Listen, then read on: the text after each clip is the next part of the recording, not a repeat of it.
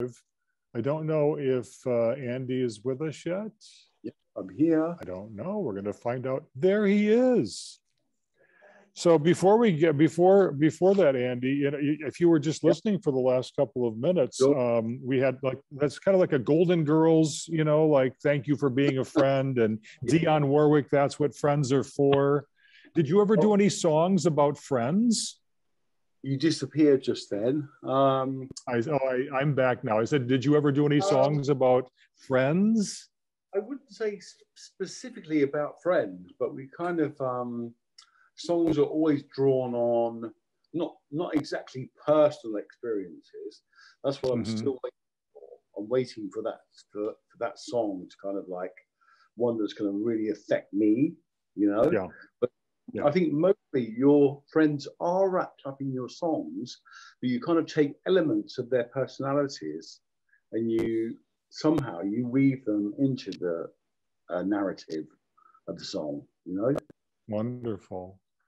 Well, this is a great segue and introduction to you, Mr. Bell. Do you want to be known as Andy or Andrew? We heard earlier that Carl Schmidt, who was one of our speakers earlier, said that you may be going by Andrew these days. Is that true? Oh, I love Andy. Andy, because it's kind of... You love it. That's good. Yeah. That's good. Well, Andy, Digger, whatever you like. Well, wonderful. Let's introduce you as Andy Bell, and it's such a pleasure to speak with you. I was a disc jockey back in the 80s and 90s, 70s, 80s, and 90s. So I played your music on radio stations and helped break some of that music here in the US. And it was so much fun. And I didn't know about you and your history. I wasn't really out myself. I didn't know a ton about you, but over the years, we've certainly learned a lot about your life, your rich history, and what you've been through. And so today we are just so thrilled to have you on board. And, you know, as the forming member of Erasure, that little history, this bio blurb that we had in our information, talking about how you and Vince Clarke had advertised for a singer, and he was was he somebody that you really looked up to? Was that the deal? He was one of my heroes. He was, I studied the charts when I was a teenager. You know, I listened to Radio Caroline, and that was a pirate radio station, which was offshore, you know, until it got raided, but it was offshore. And I had my nan, my favorite nan, because I was the oldest grandson. She bought me an ITT Combat Command radio, so I could pick up Radio Caroline, and I listened to it under my pillow in my bed. So I kind of learnt the charts off by heart, you know, and all the music people and stuff like that. That's amazing. That's so cool. I actually just purchased a radio station here in Palm Springs, K-Gay. It's the gayest radio station in the world. Wow. And so we play your music, and we've been talking about this all week, and it's just a thrill to have you, Andy Bell, with us today, founding member of Erasure. And, you know, the songs like Chains of Love and Little Respect and Oh L'Amour, I almost sang it. I sang it during the dress rehearsal, but I decided I would only say it today.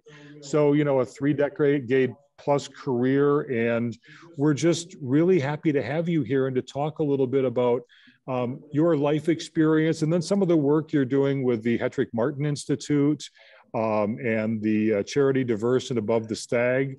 I don't know that, but it's London's only LGBTQ theater company. We've got a number of those theater companies here in Palm Springs. So Andy, a pleasure. Let's let you take it away, and thank you so much for joining us today.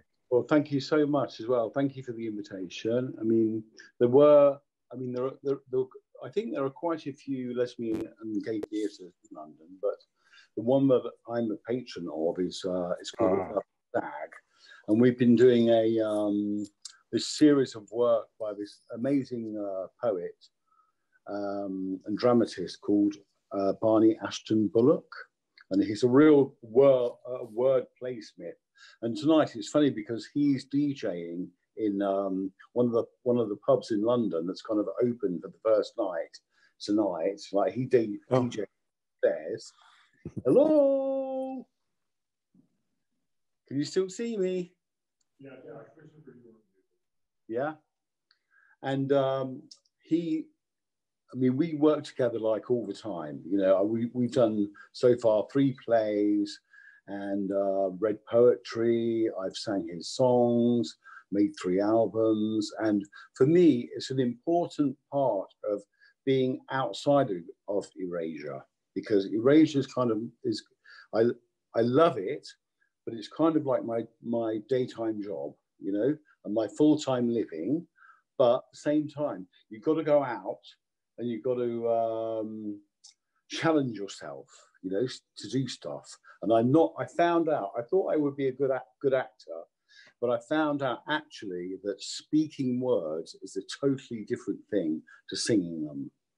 That's why I've kind of, I'd like to start to learn Shakespeare, because he's spoken and poetry at the same time, and I think that might be a bit easier for me, for my mind to remember. I don't know who appeared on my screen. There's a handsome man with "Let's kick ass" behind his. Yes, he was when you're in a view that if somebody else talks, it switches over to whomever's voice happens to come up. So, but you're on our screens all the time, so we're definitely seeing you here as well. Yeah, you're muted now. I think everything's good. So tell us tell us more about what. First, let's just go through the career. I think we should spend a little time. And you know, the coming out story, I think we all would like to hear that, and you know what that was like, and what discrimination you faced, maybe from the record labels or your fans, etc. Well, I think I was very fortunate, because you know, in one way, you know, I think Vince Clarke and I meeting together was kismet, you know, and he'd worked with Depeche Mode and Alison Moyet. And a lot of people thought that Alison Moyet was black, that she was a black lesbian, you know, because of her voice and then how she looked, and which she has an affinity to, you know. But, and so Vince was so credible. He was such a credible artist, and like quite left field compared to like most of the other stuff that was going on.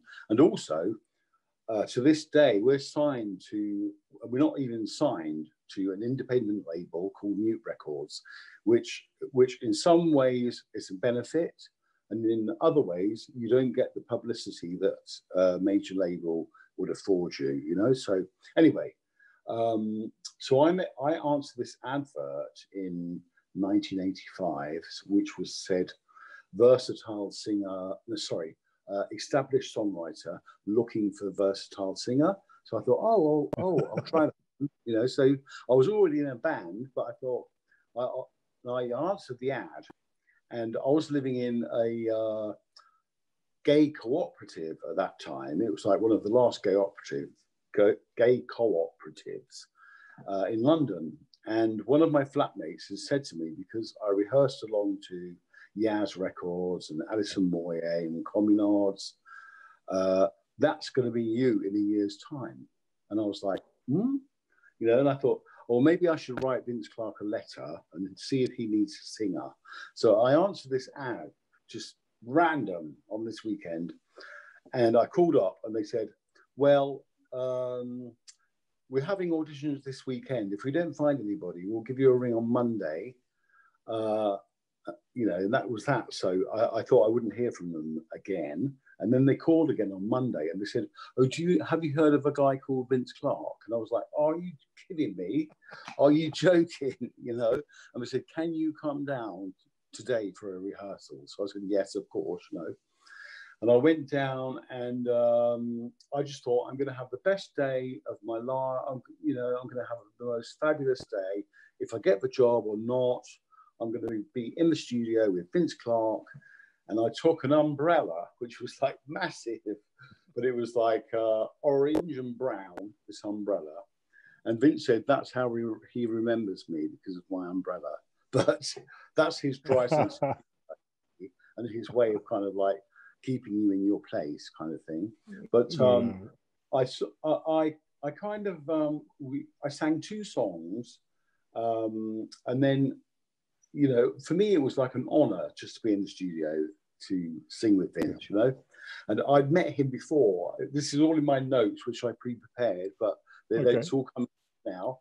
But so I sang this one song, and all of a sudden, falsetto just came out of my mouth on Who Needs Love Like That, which then came on to be our first single. But I'd never tried it before, you know, and I was a huge Jimmy Somerville fan, you know, and I was going to be in the cathedral choir in my school, in my grammar school, which I never was, but because of my voice, you know. And really, it sounds quite vain, but I loved my voice, and I just thought, you know, this is kismet, you know. But I wasn't going to hang all of my hopes upon this one day, so I just enjoyed myself, went home, and then the next day the phone rang, and I knew it was them, and I answered the phone, and they said, "Oh, hi, this is Mute Records. Vince is very interested. He would love to work with you. Would you like to record an album with him?" You know, but he had a single coming out already, because he was kind of doing the Soul to Soul thing before Soul to Soul did it with different kinds of singers. But his producer said, "No, you have to get another single singer." So I think he was just looking for the. I think a gay man was ideal for him. Yeah, because you know, he's kind of one of those. I wouldn't say alpha males, but he's very sensitive. You know, he's really sensitive, and he wants the fairest thing for everybody. So, and I said, "Yes, please. I would love to have the job." And they put me on £150 retainer for like about 3 months before we started recording. So I went and took my then girlfriend, who'd helped me come out, to Ibiza. And we ended up on in the middle of the night on the square in Ibiza town. And these two guys came up to me. I was on a bench and said, "Oh, would you like to come and stay with us?" And I said, "Oh, yes, please. Oh, here's my friend." And they said, "Oh no, it's okay," because my female friend was there. So we got a hotel. But eventually we went into the studio with Vince, and I was kind of like so awestruck that I just was sitting in the studio staring at him, you know, which he might have thought I was a serial killer or something, you know. But I knew he was Cancerian. So I thought, well, I'm going to penetrate your shell, however you would like to take that, you know. And what did he say to that? Well, he didn't say anything. I mean, they were honestly, they were making me try to feel so comfortable, telling me jokes and stuff, you know. But you know how straight men are with their humor. It's kind of I didn't really quite get the humor, so I had boys visiting me in the studio, and because I was kind of showing off to these boys, and then Vince assumed that I might be gay, you know. So I kind of told him. I think it came out in an interview that we did together. So, but he's always been totally cool with everything, you know. Cheers. Wow. Cheers to you. Hey, we just got something in the chat. You might remember, let's see, a gentleman named David Perry, P-A-R-R-Y, said that he toured with you as the tour accountant a number of years ago, and he's now living out here in the Palm Springs area in Rancho Mirage. Yes, I think I do remember him, and he was quite a hunk, if I remember. Wow. He always wore bicycle shorts, if it's the same guy that I'm thinking of. Well, he's not showing us at least I'm not seeing him online, but that's it. At least you've got a good memory of that. That's fantastic. I always have to see the person or hear the voice. Yeah, exactly. Oh, where is it? Oh, oh, there he is. Hi, Andy. Hello, how are you? Very good. I'm still in touch with my favorite twin backing singers, Veronique and Clarice. Yeah, I'll tell them we connected today. They'll be thrilled. But thank you for doing this today. Are they still working? Are they in the UK? No, I'm here in this valley. I live in Rancho Mirage, which is right next to Palm Springs, and I'm working for Blue Shield of California, including leading their what we call employee resource groups tied to Pride. Brilliant, lovely. Great to see you today. You too, sir. You too. David, thank you so much for saying hi today and reaching out. That's a great story, and it's really fun. You know, the music business back in the '80s was certainly was really a fun time. You know, MTV had just come on. I think you got a lot of exposure through MTV. You probably later, probably got a little later. A little later. Yeah, because what year was your first single? 79 or 80? Well, our first single was 86, but our first kind of breakthrough in the US was 89, I think. Was it that late? Okay, it was later than that. Yeah, 80 or 89. I can't remember. Yeah. And we've just done so many albums. It's unbelievable. You know, but that's how 25 million. You've sold 25 million albums. In the old, like 50s, they would be doing 100 albums. I know. In their career, you know. Yeah. It was like one after the other, after the other, after the other, you know. Yeah. Did you see I recently saw the biopic on the Monkees, and that was interesting. It had some truth, obviously, to it, but they were pushed to continuously release albums. Did you ever feel that pressure to produce, or were you able to be more artists and do it on your own schedule? Not at all. I mean, everything that we've done has always been at our own pace, and you know, I mean, artists are kind of like racehorses, you know, and they get, you know, the bosses, they get their fillies to come along when they're 21, when they're at the peak of their fitness, and they make a bet. And it literally, you know, they make a bet. And it's I even found that, I thought that was part of my kind of like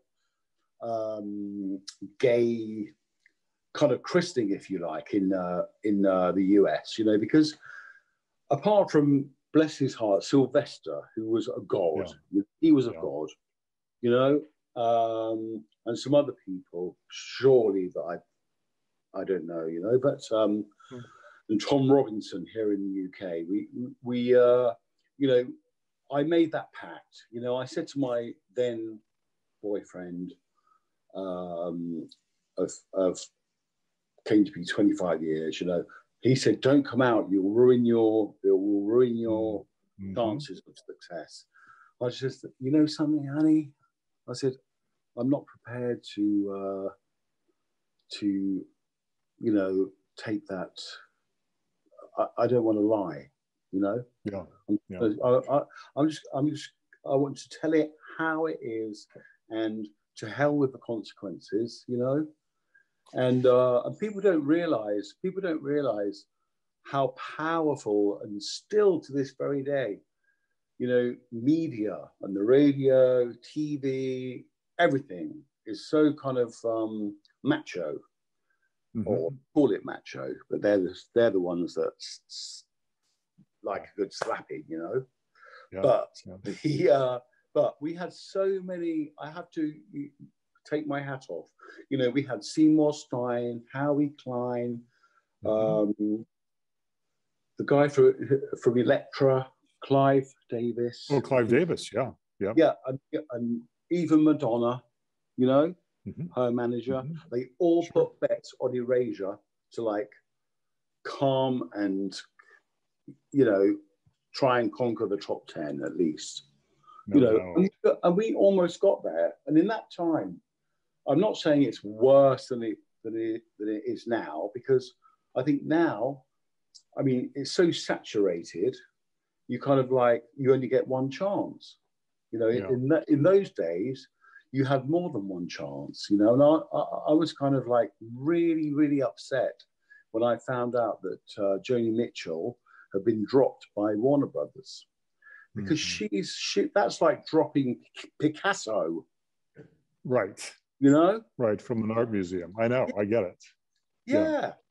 You know, that's like redundant. I know. So I want to go back to something a minute ago. You talked about coming out, but let's because this is the HIV Aging Positively Reunion Project.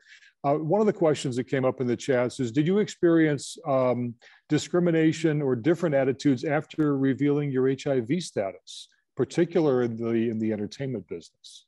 Well, I want to refer to a story that I had quite a few things written down, but one in particular was I'm not sure which year it was, but we were on tour. I think we were in the US, and we got this call. Some call came through from the editor of the News of the World, which was like, you know, a Murdoch-owned paper. What a surprise, you know, in 1998, no, it's 1988 or something, to say they got a call from this guy who'd claimed that, well, he'd stolen my jacket in the nightclub Heaven, and we were boyfriends. I never knew this boy in my life, and that I'd infected him with HIV, and it was totally untrue. You know, I'd had my partner Paul, he became positive in, I think it was, let's see, about 19. Sorry, I'm just looking through my notes. It doesn't really matter. Okay. But anyway, he became positive before me, and then he wouldn't have sex with me because he didn't want to infect me. You see, but I'd had my appendix out, and the same time I had my appendix out, they took a blood test, and my blood test was negative. So we had this proof that this boy was lying, you know. And my Paul, he had to take a letter down to the newspaper offices. They wouldn't let him in the building, even in the vicinity of the building. He passed the letter through the gate post to somebody on the other side, you know. And they said, we're going to print this article that Andy Bell has infected this guy with HIV. So I'd called my parents and my gran and said, look, if you see this story on the weekend, on Sunday, in the News of the World, now defunct, don't believe it. Of course. It's not true, right? But so this, I was very fortunate, you know, but this was hanging over my head the whole time. And, you know, I mean, Erasure was kind of rising and rising and rising. We went to, you know, up until 1995, you know, and I'm not sure when this all happened, but I found out that I was HIV positive in 1998. Okay. And, you know, I was in Mallorca. Paul had gone over to see the tennis in Wimbledon, and he said, to one of our dear friends, I'm really concerned about Andy. Can you go and check on him? So he went and checked on me, and I was in the bed. I had double pneumonia, which counts for AIDS, and they took me to the hospital, and the nurses said, you've got AIDS, and they were very kind of, they saved my life, you know. They were quite dismissive, and it really, really hurt. You know, when they put the cannulas into your arm, they weren't being gentle, you know. They were kind of being really, really rough. This was in 98? This was in 1998. Wow. Yeah, that hurt me more than anything else, was being there, you know. But they saved my life, you know. So I can't complain about this, you know. Sure. How about the entertainment business, though? You know, I found the entertainment business to be fairly forgiving, the record and radio industry. Sorry, you froze. Gay radio and rec. What's that? Oh, sorry about that. I think Yeah, we're back froze. now. Just a bit, middle bit, yeah. Okay. Are you back? Are we back now? Yeah, I think back. so. So back in the day, when we used to go to radio and record conferences, Billboard, all those, we had a group of LGBT or gay radio friends, mostly gay men, but some lesbian women in the industry as well. We used to get together and go out, and we had our own little secret society because we didn't feel we could be out during that time of the business. And obviously things have changed now. There's really not much of a need for that. But I mean, for the most part, the industry, I felt, was fairly accepting of both HIV status and of being LGBTQ. Yeah, I mean, I think it was, you know, to a certain extent it was. And as I said before, you know, it was kind of like you were a rank outsider, you know, but with talent, you know. So, and it is a gamble. You know, the whole thing is a gamble. People don't realize it. It's the same as a roulette table, you know. And and people don't realize what you're up against. You know, they think like, oh well, you know, this record only got to number 12, like blah blah blah. That's your worth. Do you know what I mean? And I think, well, you don't really know what's you know, I mean, it's amazing. I find it amazing with the longevity of our career, which I think it's, you know, with being with Vince, who's very sad as far as media goes, you know, and he's always insisted on being below the radar, and it's also like kind of like no news is the best news, because people are kind of like wondering what are you doing and all this kind of stuff.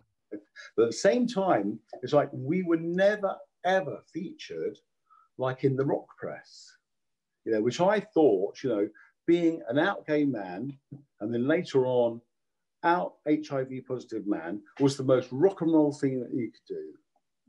You know, but all the rock and roll papers, no Rolling Stone cover. Never ever. They did not want to be associated with it in whatsoever.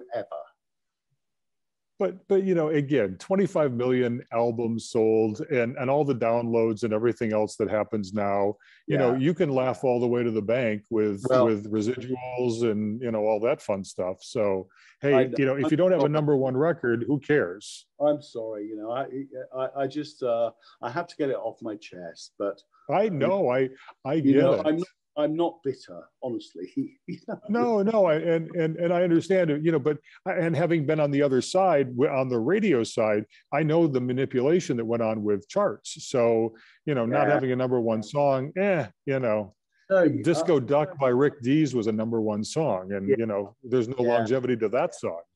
You know, we get like you know, we play in Utah all the time. We're like really popular in Utah and Texas, you know, and DJs are asked to come to see the show for free, and they don't play us. So it's like, hello, you know. Now, one of the questions that came up in the chat, this is actually from someone in Texas. Do any of your songs allude to HIV? He said, I feel there could be a few, but I have yet to hear anything that I could definitely say, yes, this lyric is about HIV. Yeah, I mean, it's very hard for me, you know, I can't, I'm quite a random person. You know, I kind of like, I try to make it about a story, and I try to make it personally specific, but I find that really difficult. You know, I'm still trying to do that, you know. I kind of, I think our closest probably to that was World Be Gone, which was, I think, 3 albums ago. Okay. You know, I think there was one song, or there's a song called Careful What You Wish For, but there's another song about being, laying on the steps of City Hall, you know, which was about, you know, I forget, you know, we were, and I must admit, you know, Jimmy Somerville is my hero, you know, and Boy George too, you know. But Jimmy Somerville, he was the activist out there on the front line, along with Peter Tatchell, you know. And I've done kind of like quite a few documentaries, and you end up not appearing in them, you know, after you've said your thing. So it's a bit frustrating, but, you know, for me, Jimmy has always been the one, you know. And I kind of sometimes, I mean, it's, you know, Jimmy fans and our fans, we you know, when we do gigs together, we did a gig for Daisy Chain, which is for food for HIV people, you know, but it's kind of like this tension between the fans, you know. Because I'm the soft version, right? And Jim is the activist person, you know. No doubt. Yeah. Well, let's talk a little bit about the soft side. So, what's your most personal? This is another question from one of our participants today. What's the most personal song you've written or that was performed by Erasure? Either you've written yourself or that you've performed as the Erasure. I wrote one song about my mum, which was very difficult because she was an alcoholic, you know, and she was on her deathbed, and my father had like a nervous breakdown or more, you know, and there was no longer any way he could take care of her, and so we all intervened. We have 6 children in our family. I'm the oldest. We put her into a home where she was the youngest person in the home, and it was the most heart-wrenching thing that I've ever had to do, you know. And fortunately, the home was run by Muslims then, and so there was not a drop of drink in the house, and she wasn't allowed to drink, you know.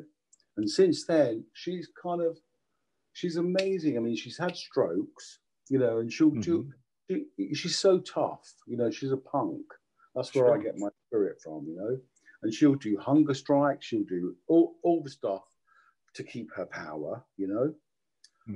But we saved her life. So what was the song that came from that?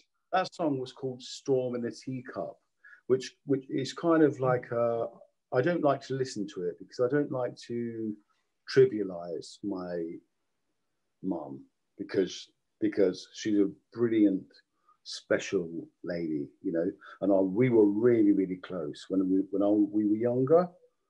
The things we talked about was amazing, you know. Well, let's continue down the road. You know, we're all, many of us who are at this conference today virtually, and even in the room today, we're no spring chickens anymore. We are aging, and we're dealing with a lot of topics around aging. That's what we've been talking about today, except for you. No. So just give us just some thoughts and words of wisdom that you wanted to impart, because I know you did some preparation. This turned into more of an interview than I expected it to be, and I thank you for that because I've enjoyed it. But I also want to give you space and time to also communicate some of the things that you wanted to get across today. Well, let me have a look at my words. But by the way, the flowers are beautiful. Oh, thank you. They're in the background. Yeah, I think, let's see. I mean, I was quite cruel when to get my mum into the home, you know, and I said to her, "Oh, I've got HIV," right? And that was kind of like me being cruel. That was me trying to shock her into some kind of submission, you know, which I wouldn't advise it. I wouldn't advise that to anybody else, but that was one of those things, you know. And our school was very progressive. It was founded by Henry VIII, and it was an all boys school, and then got mixed from the first year, from the next year after I joined, and then from the top year above going down, you know. So it joined up. But I'm just reading a little bit from this thing. It says, "To be honest, the town was too small for a boy like me. and I wanted to be in a band, and I used up all the cottages. I believe you call them tea rooms in the US. I was only ever brave enough to spy through the hole. And it would only be a matter of time before I got caught, even though I had girlfriends, inverted commas. I much preferred to fool around with the lads at school, in secret, of course, to the point when no one would speak to me for a few terms. I did pluck up the courage to tell a couple of older prefects that I was in love with them. They lived a couple of doors down from the school. I went and knocked on the door, and they opened the door. I said, well, I just have to tell you, I love you. You know? And I was like 15 or 16, you know, and they said, they were just pretending, and they walked around the school holding hands for shock value, although later I slept with one of them. Like he's, you know, not saying anything else more. But anyway, and then in one of our school assemblies, one boy or a couple of boys were suspended for saying that Jesus was gay, that he was probably gay. And I thought it was perfectly reasonable and feasible that he was gay. And the only time I presented an assembly, which is the preschool service of the day, it was supposed to be about nuclear disarmament. So I played Atomic by Blondie, which I thought was quite appropriate, you know. Let's see.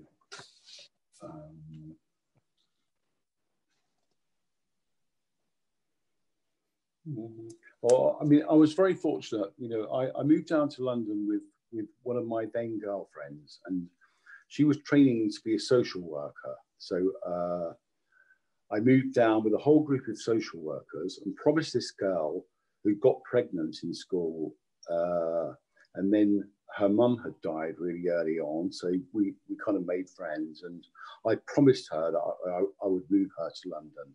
And her brother was gay, and he would come and tell us all stories of, he went to heaven, like cha-cha-cha, this club, you know, and he had sex last night with his boyfriend and it really hurt him. And I was like thinking like, oh, what hurt? You know, like not knowing anything, you know, about it.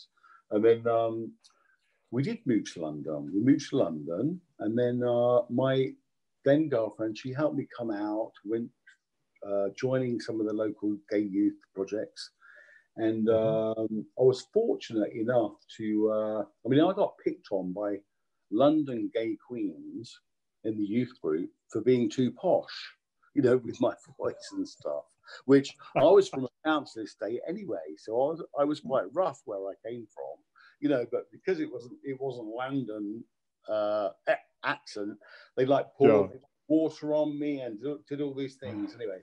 But then I met this guy, Jonathan, who was lives in a gay cooperative house. So I went there, and that's where I got my education, because they had one girl, Lisa Power, or she was working for Shelter. Now they're all big names, like in, you know, society. And sure. And then the Pink newspaper, I went along with my boyfriend then, Jonathan, who was like the reporter, and I would take photos of people in clubs, like reviewing the clubs and things like that, you know. And then there's another guy called Nick Partridge, who was a boyfriend of one of our other people in the flat, who became Sir Nick Partridge, working for the Terence Higgins Trust here in the UK. So this was all just circumstance, you know. And I just felt like this kind of like, you know, dumb little actor that had come from this town, like, you know, a bit like Marilyn. I don't know if she came from Lubbock or if that was Buddy Holly, I'm not sure. But anyway. Well, so, Marilyn was here. Marilyn used to be here in Palm Springs. Oh, bless her. Yes. I love her, you know. But then I started going out, and I was very shy on my own, and saw Boy George, Marilyn, Kenny Everett, all these people.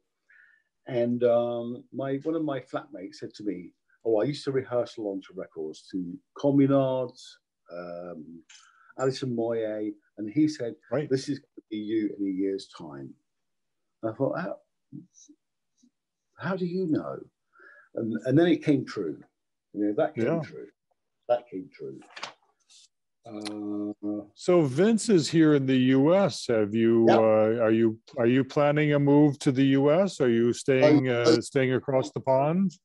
Yeah, I would not plan a move to the US. We looked into it, and you know, my first husband passed. He was from California, and now my new husband is from Miami, and we find it best. I mean, I was about to get a green card. It was literally the day before. We were in the lawyer's office in New York, and he said, "Do you realize if you sign this green card, you're going to be taxed as a single white man, which is the highest tax threshold you can get in the whole of America. And you won't have any medical insurance. You'll have to pay, like being an HIV positive man, that would be impossible, you know? Yeah. That's one thing I have to tell you is, you know, now when we go on tour, I'm literally walking on a tightrope without a net underneath, because, you know, I would have to do full on medical examinations before the tour, you know. Before. Yeah. But now, I just thought, like, what the hell, you know? It's kind of, there's no use, there's no point, because I'm not going to be in that position. You know, if anything did happen to me at that point where I'm going to be fighting to like pay for my, you know, medical bills, you know. You know, it's free here, and it's like, what these? It's like, I think my boyfriend understands now. You know, because we have free medical service here in the UK, which is honestly is incredible since the Second World War, doesn't mean that you're a socialist country. Right. You know, and we all know. You don't need to fear a word which is socialist. You don't need to fear that word, you know? It's a word. It doesn't mean anything, you know? Right, exactly.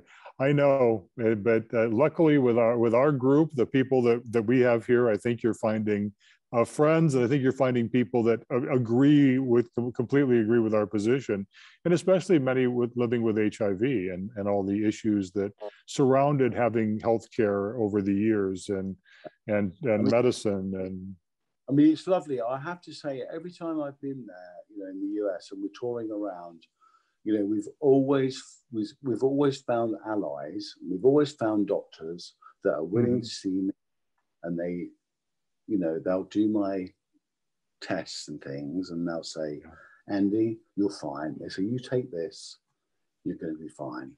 You know? Yeah. I love that. I love that. Yeah. That's humanity. That is caring, and that is not demonizing people. Exactly. And Andy, what a perfect way to end. You've been so generous with your time today. I just want to say thank you on behalf of our world community and everyone here today. And it's such a pleasure that you could join us for the Aging Positively Reunion Project in Palm Springs, California. And we hope you'll be on tour in the US. Are there any plans? We are. We're coming in January in the US. Our first show is in 2 weeks tomorrow in Glasgow. That's why pink eye. That's the pressure, you see. Oh dear, yes. But yes, we'll be there in January, and I want to thank you so much for letting me be part of this program. I hope I wasn't too political for you. Oh no, we love you being political. It's actually fine. We like that. Good. We so like that. Andy, again, thank you so much, everyone. I don't know if you can see everybody on your screen. If you hit that, you know, broad view where you get 100 squares somewhere, you'll see all these people, you know, yay. So Andy Bell, Erasure fame. So want to say thank you today. And this has been really a highlight for me to have a chance to talk with you today. and a hero from, you know, being out and proud and who you are and writing music and performing music that speaks to our community and speaks to our trials and tribulations. So thank you. Oh, thank you so much. Thank you. All right. Certainly enjoyed it. Thanks again. And I'd like to thank everyone who participated today in the conference. Our conference team, including JP Allen, Christopher Christensen, Stephen Hankey, Julie Hirsch, Valario, Iovina, Brett Klein, Sue Lowe, Jack Newby, Candace Nichols, Rebecca Sandlin, Jeff Taylor, and CJ Tobe. I don't think I missed anybody except myself, Brad Furr. And I want to say thank you all for joining us today and have a wonderful, wonderful day. Keep on fighting. Take nothing for granted.